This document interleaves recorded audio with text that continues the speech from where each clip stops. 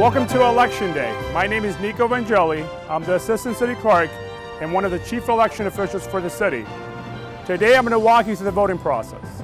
Good afternoon. Welcome to precincts 91, 92, 93.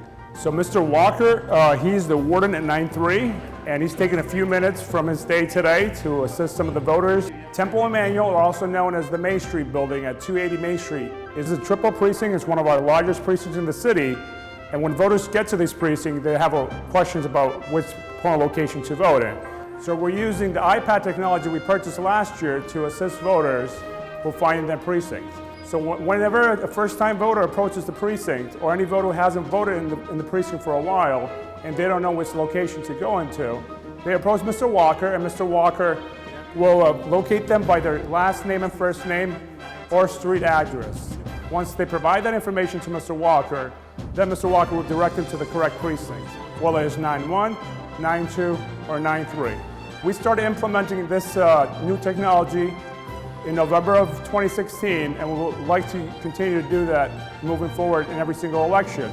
We find it in the larger precincts, it's easier for voters who don't know their ward and precinct to approach somebody like Mr. Walker and find out where they're supposed to go on election day. We also use this tool as the voter lookup if a voter shows up to the wrong precinct. So for example, if a voter shows up at 9-1, but they're really registered at 6-1, we will use this technology to direct the voter to the proper precinct. When you approach a polling location, you'll first be greeted by the check-in inspectors. You'll state first your address, then your name, and from there the poll worker will locate you on the voter list. Once you're located on the voter list, another poll worker will hand you a ballot, and then you'll make your way to the voting booth. You have two options to use in terms of marking your ballot. You can use the voting booth, or you can use the automark machine.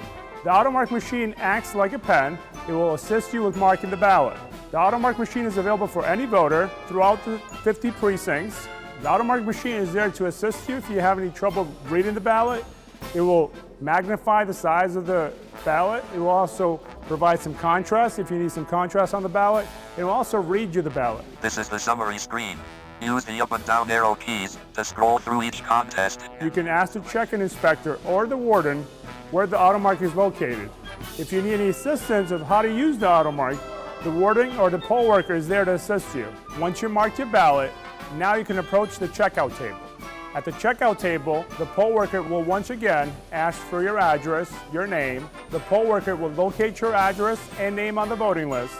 They will use a red pencil to mark your check.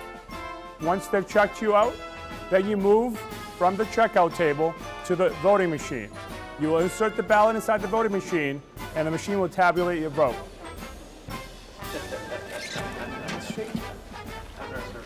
Have a nice day. You too. And now you have completed your voting process. If for some reason you're listed inactive on the voting list, the check-in inspector will guide you from the check-in table to the warden table, where the warden or the clerk will assist you with the inactive voting process. Again, do not panic. You're still eligible to vote in this election. And today we have Colin Novick, and he's going to explain to you what lowercase I or inactive is. When a voter approaches the table being inactive, we take this form, and in about a minute and a half, we have them on their way and ready to vote. It's quite simple. We have them write their address, how long they've been living there, their name, any former address, then they sign their name, the date, print, their date of birth.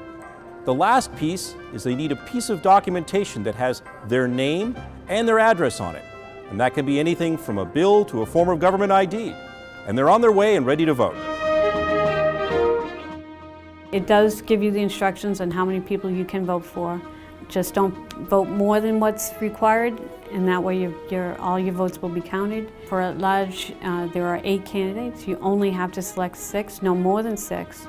But you can select less than 6. It's your choice. The same thing with the school committee. There's a majority, and you can pick less, but no more than that. If someone overvotes, let's say it's at large. Someone overvotes at the at large, they can't count the rest of all those votes. But if you did it right for district council and you did it right for school committee, those votes will count.